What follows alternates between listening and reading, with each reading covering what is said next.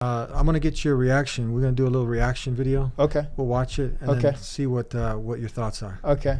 Come here. You hate Jesus?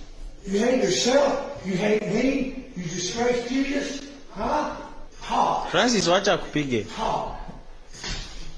Talk. Come on, come on. You open my room. Now, you get this. Disgrace Jesus. He has disgraced Jesus. Francis, umpige. Toka mbele yake. I am not going to tolerate no more. Jesus is not going to tolerate. Yeah, feel me. Uganda. Yes, sir, I know you do. No.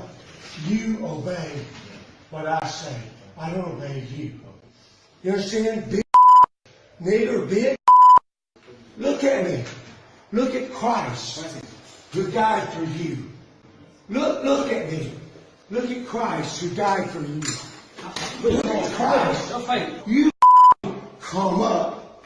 I don't calm down. You calm up to the Lord Jesus Christ. You goddamn ought to be afraid. Bitch, nigger, bitch. You're not a human. No. Then you come fight me? Yes. Knock your in the name of Jesus Christ.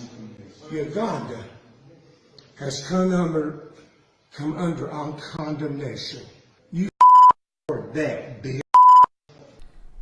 What are your first thoughts? Yeah, I mean, well, the context. I mean, first of all, I'm thinking like, is it? And I'm hoping that it's like a mental health issue, right? Yeah. That's like my first hope. Secondly, what I see there is his white supremacy, right? The things that he said to him, you're not a human, I mean, this is stuff that we've heard before.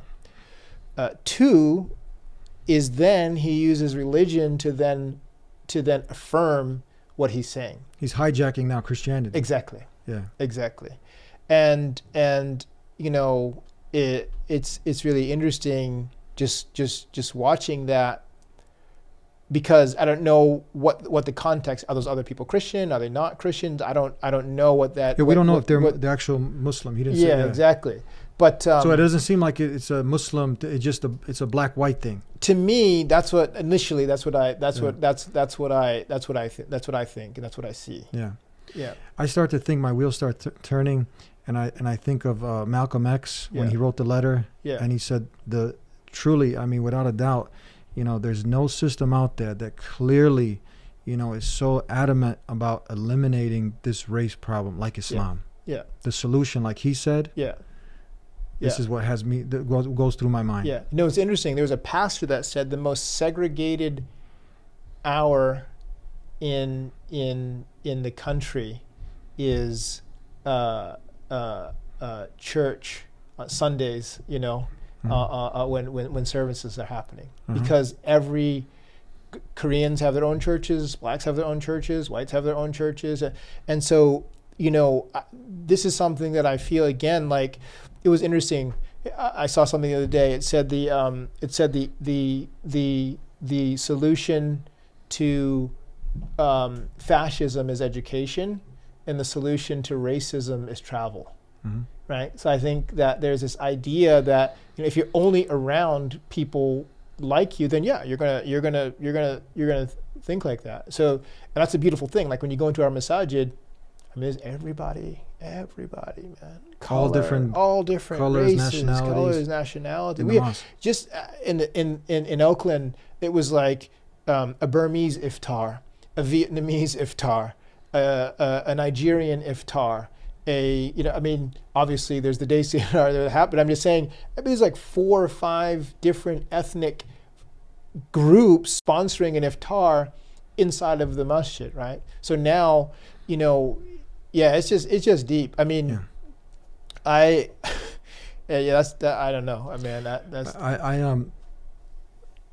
it's hard even watching that. It's kind of, it makes you feel uncomfortable. Yeah, very. I was very, not unlike, I'm uncomfortable. I'm uncomfortable about like. But we bring this up because this is the reality we're living in. This is what's really, this is not one video. They're just popping up all over the place. Yeah.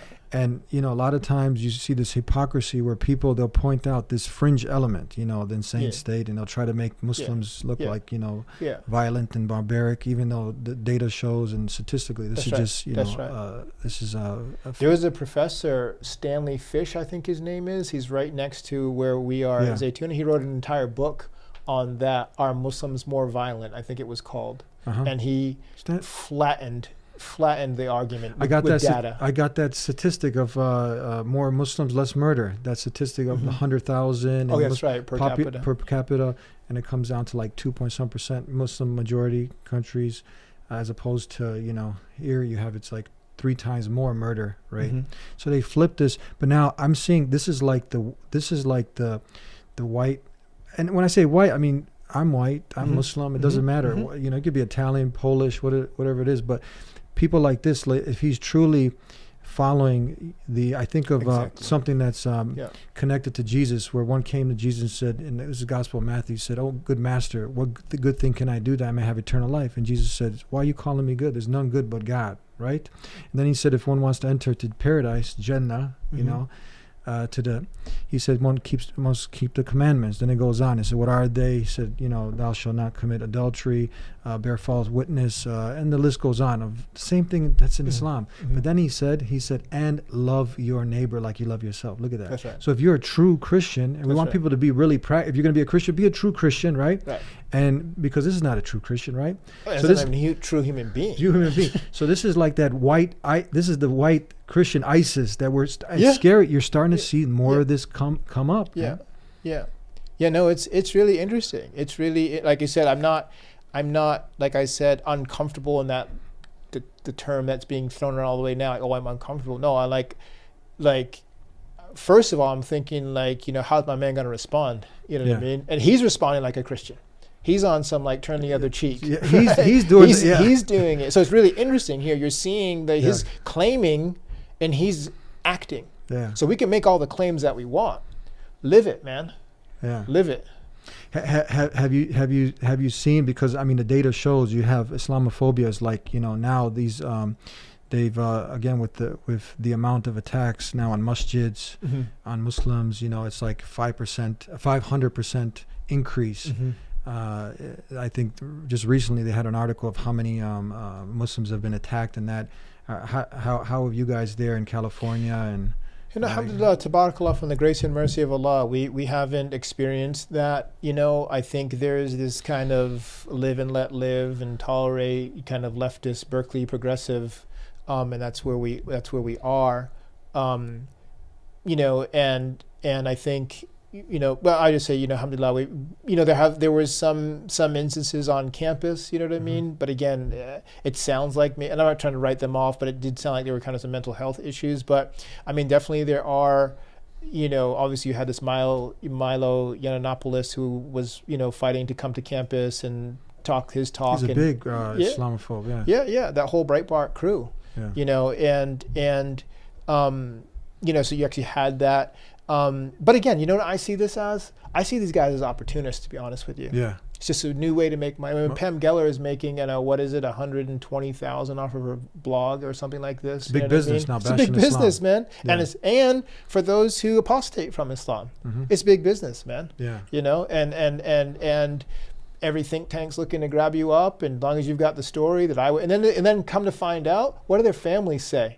Dude was never in Hamas. Dude, you know, he didn't even pray. He was like a secular Muslim who had no connection to the Which deen. guy is this? I forgot, what is Walid Shalat or something like that, whatever his name is. I mean, you can Google it. One of these guys that pop up, and then they take him as if he's like representing. He's advising Ray Kelly, like the New York, you know, police commissioner, and these types of things. Yeah. When you dig and do your due diligence on these individuals. That's the scary thing, that they don't bring in someone like you. They don't bring in someone like, you know, a representative from, you know, the Muslim community, a scholar, or someone who is going to come in and teach law enforcement. They have some of these. This is the scary thing. In many of the law enforcement agencies, they have a lot of these Islamophobes teaching their classes. Yeah. That's scary. Yeah, exactly. And I think so at that point, then you're not looking for a solution. Yeah. You know what I mean? And because then you've put in the minds of these cadets or whoever they are that everyone's a potential threat. Yes. Everyone's a potential threat who's a Muslim. And it was really interesting. I was looking the other day. I was reading something on the plane the other day, and it was talking about how even just the West has shifted in its kind of, the hijab was kind of like this, like the idea of the harem, and it was exotic, and they sexualized it, and you know what I mean? Yeah. And that's how it was kind of portrayed. Now it's like, you know what I mean? It's seen as like leaning towards violence, and anyone that hijab. That would put because of this whole idea about conviction. Yeah. As you become more religious, right? Religiosity it brings you to this place of violence, and I'm like, that's so insane. That's insane. I can bring you. I mean, like I said, I've lived about 10 years in the Middle East. My experience has been complete opposite of that, and that's traveling through the Middle East, not just in one country or one group of people. Yeah. But I see that's a lack of knowledge of, like, this person, a little bit of knowledge of Christianity. That's right. And now what happens, right? That's right. He becomes a zealot. He becomes a fanatic, an extremist. Maybe a little bit of knowledge of Islam, right? That's right. With probably more turn into extremists with all of the violence that's happening in our own country. But that's more right. Islam helps to humble you to become a better human being, the best version of yourself that you were saying. 100%. And I mean, that's the whole thing too. I mean, this whole argument about, killing the non-Muslims and both. I mean, what? I'm going to take Shahada and then go kill my family as my right from like that's my duty now as a Muslim? I mean, it's just insane. It's insane that you'd actually believe that. But that's exactly what it's insane that you'd actually believe that.